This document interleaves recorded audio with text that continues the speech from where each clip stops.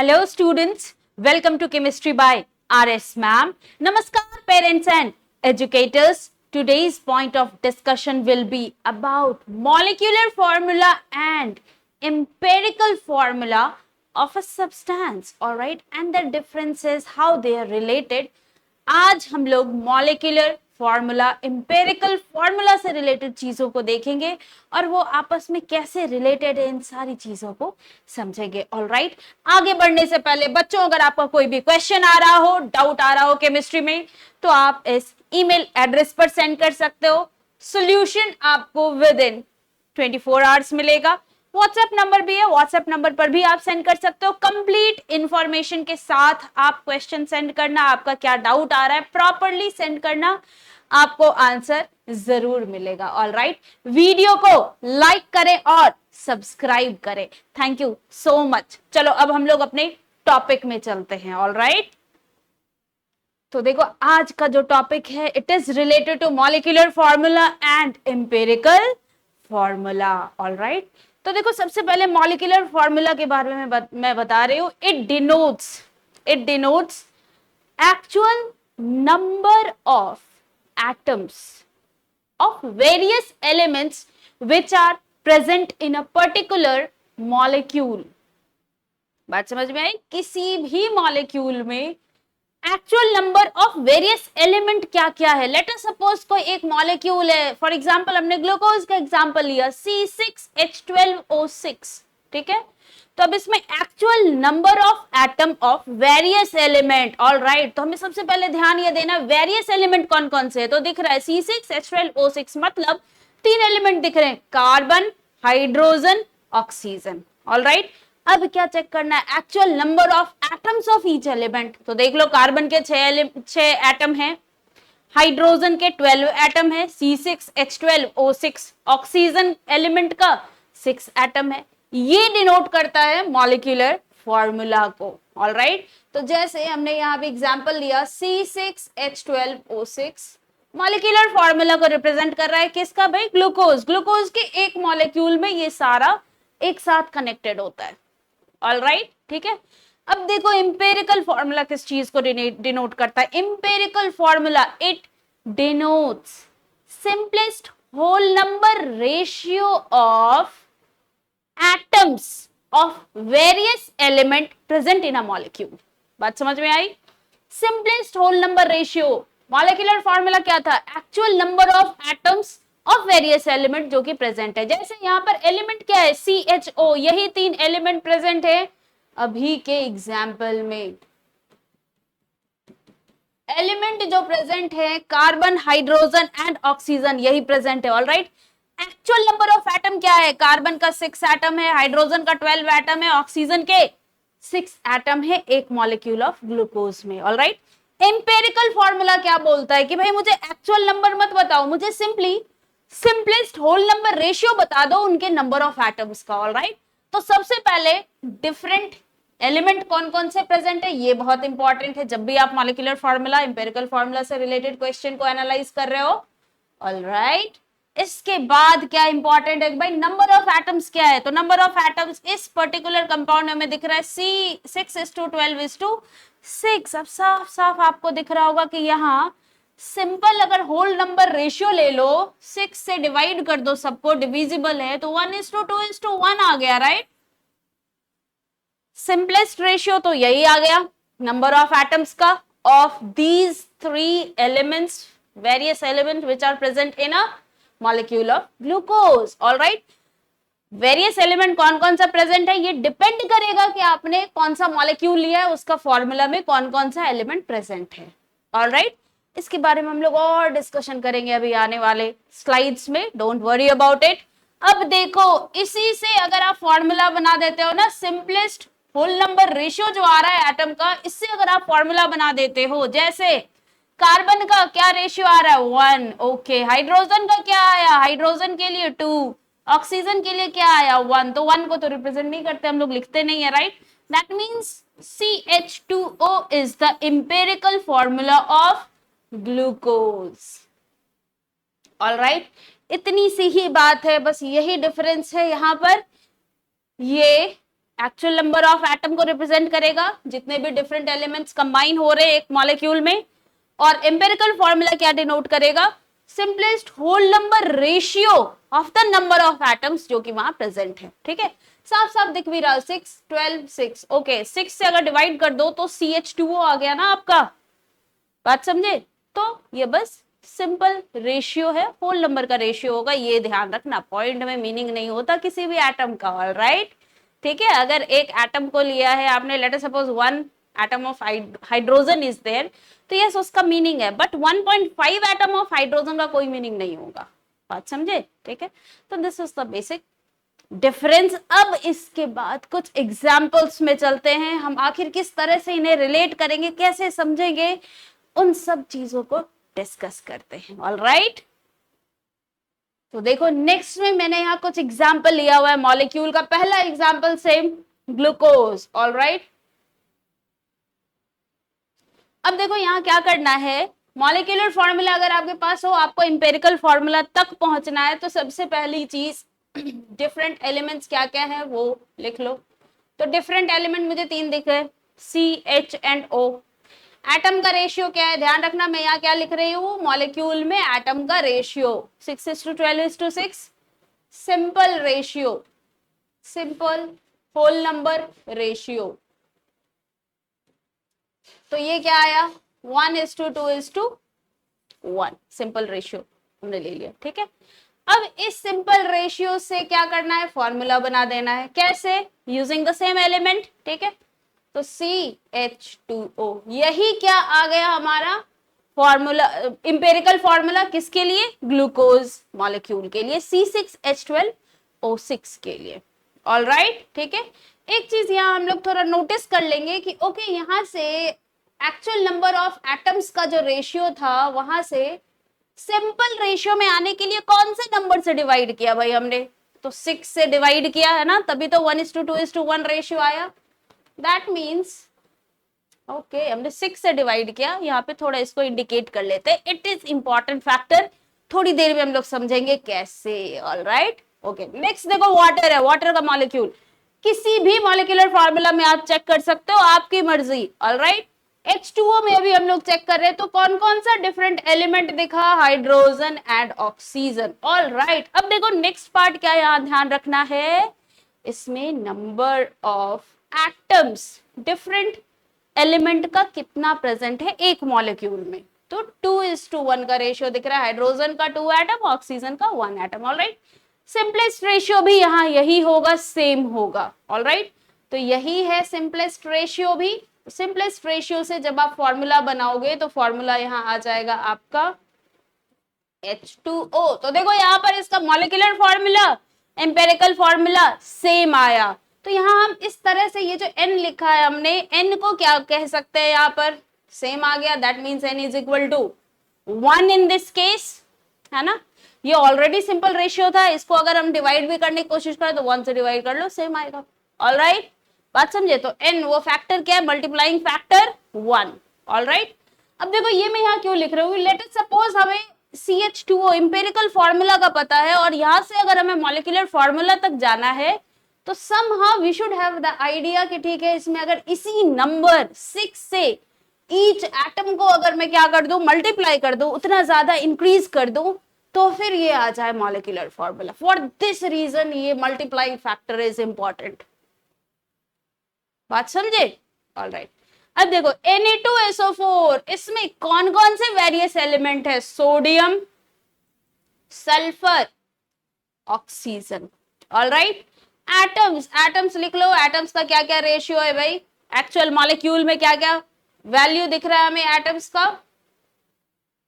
तो सोडियम का 2 एटम है एक मॉलिक्यूल Na2SO4 में, सल्फर का 1 आ रहा है एक एटम, ऑक्सीजन का कितना एटम दिख रहा है भाई, 4। ठीक है, एक चीज यहां मैं आपको फिर से बताना चाहूंगी कि भाई सिंपलेस्ट रेशियो जब भी आप लेना बच्चे, तो जितने भी डिफरेंट एलिमेंट्स है ना, यहाँ तो 3 आ रहे हैं, लेट अस सपोज किसी एक मॉलिक्यूल में 5 आ गए, तो वो जो N होगा जिससे आप डिवाइड करोगे, एक ही बार में सारे के सारे नंबर से वो डिविजिबल होना चाहिए, ये ध्यान रखना।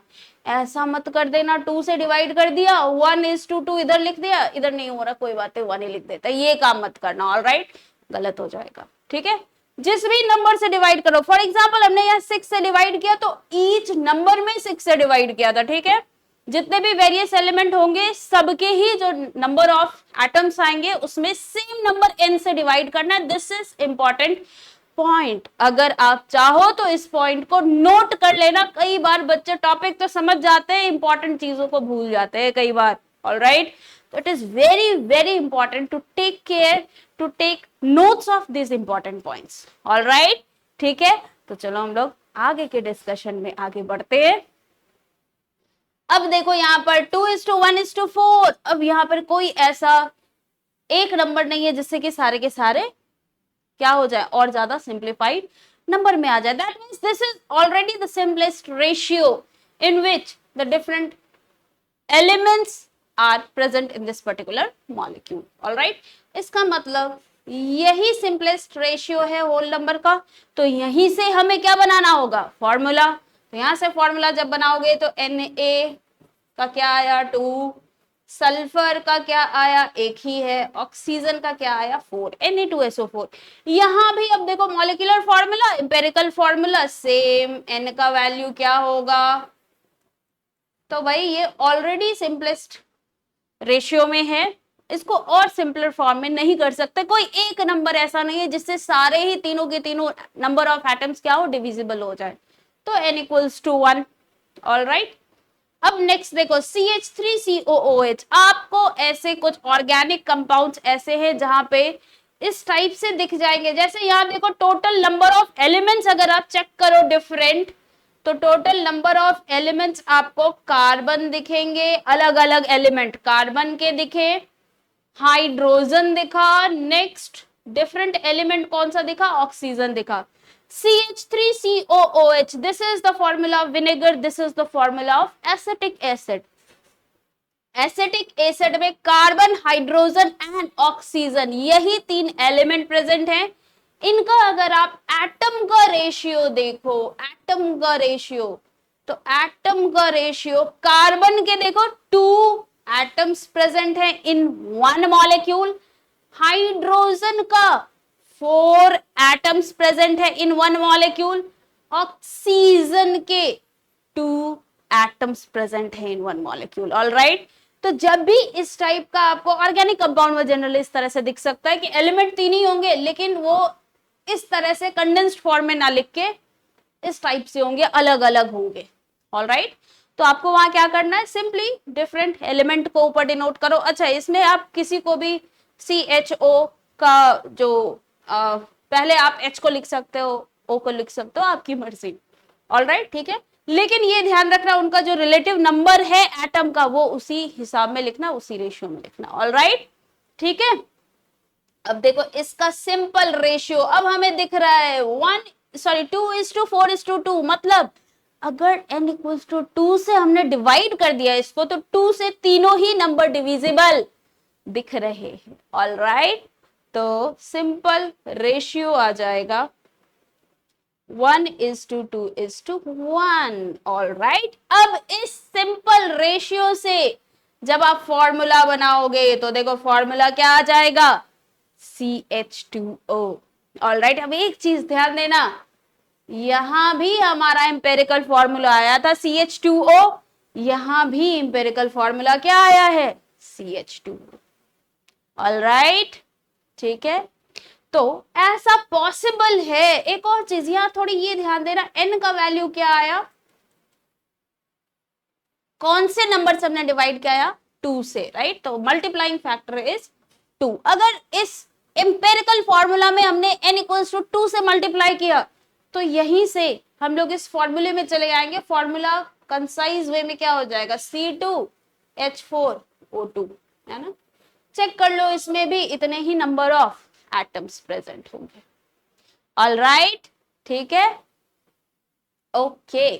अब देखो नेक्स्ट एक और पॉइंट को हम लोग यहां से रिलेट करते हैं कि ऐसा पॉसिबल है किसी एम्पेरिकल फॉर्मूला के लिए कि डिफरेंट मल्टीप्लाइंग फैक्टर जब आप n=2 अगर आप यूज कर रहे हो, तो ये एसिटिक एसिड का फॉर्मूला आपके पास है। वहीं उसी इंपेरिकल फॉर्मूला में अगर आपने 6 से मल्टीप्लाई कर दिया तो ये एक और डिफरेंट मॉलिक्यूल दे रहा है जिसका डिफरेंट नेचर है, डिफरेंट प्रॉपर्टी है।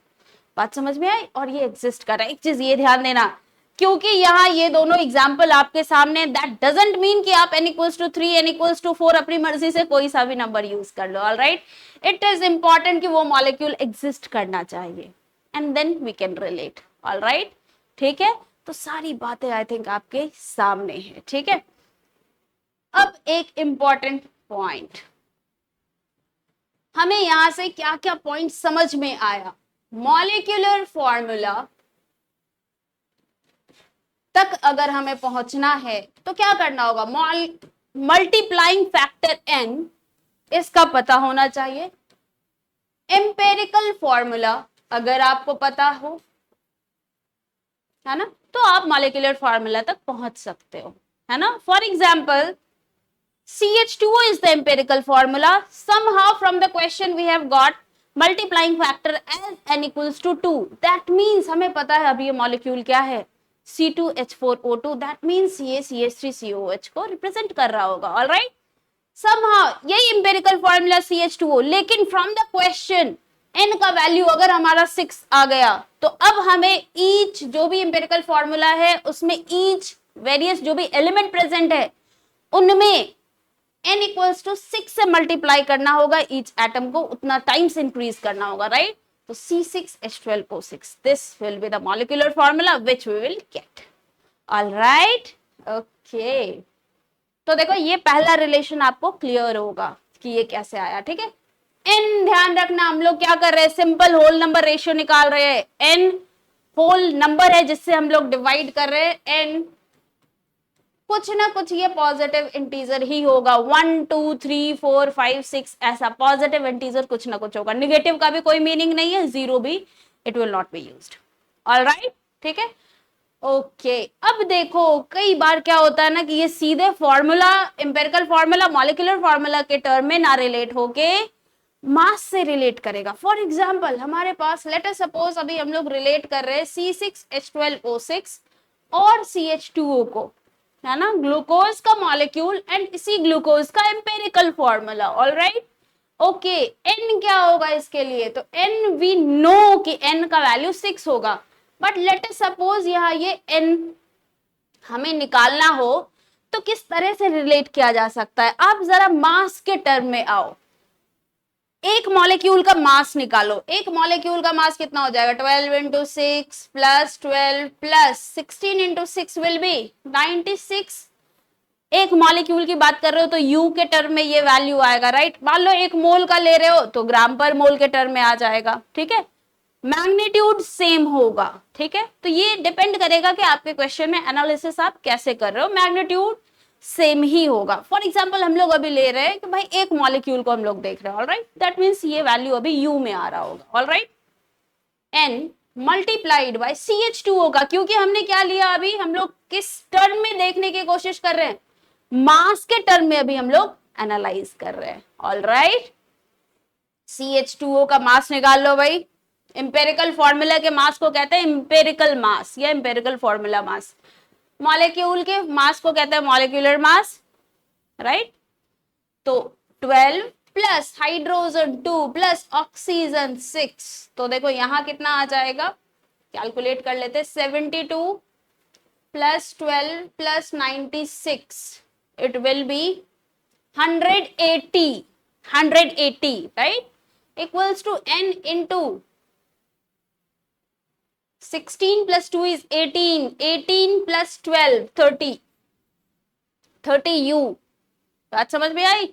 एक मॉलिक्यूल को ले रहे हो तो एम्पिरिकल फॉर्मूला मास भी एक मॉलिक्यूल के हिसाब से आएगा। तो ये this is 180 u, this is 30 u। तो आपको साफ साफ दिख रहा होगा कि देखो हमें जो पता था कि n=6 ही है, यहां पर भी मास के टर्म में आ गया। राइट, तो क्या है ना, ये क्यों इंपॉर्टेंट है कि हमारे क्वेश्चन में जब भी हम इसे एनालाइज कर रहे होंगे ना, जैसे अभी नेक्स्ट वीडियोस में इससे रिलेटेड मल्टीपल क्वेश्चंस आएंगे, डिफरेंट फॉर्म ऑफ क्वेश्चन आएंगे जहां पर empirical formula, molecular formula, percentage composition, ये सारी चीजों का यूज होगा। ऑलराइट, सिंपल होते हैं ये सारे क्वेश्चन, लेकिन उसके बस वो कुछ छोटे छोटे पॉइंट्स को हमें समझना होता है। ऑलराइट, तो नेक्स्ट वीडियो में हम लोग इसके बारे में देखेंगे और वहां हमें एनालाइज यूजिंग मास करना होता है। ऑलराइट, एंड तक अगर आप पहुंच गए, इसका मतलब अब आप रिलेट कर लोगे कि एक्चुअल मॉलिक्यूलर फार्मूला क्या है। ऑलराइट, तो इससे रिलेटेड क्वेश्चंस को हम लोग नेक्स्ट वीडियो में देखेंगे। Thank you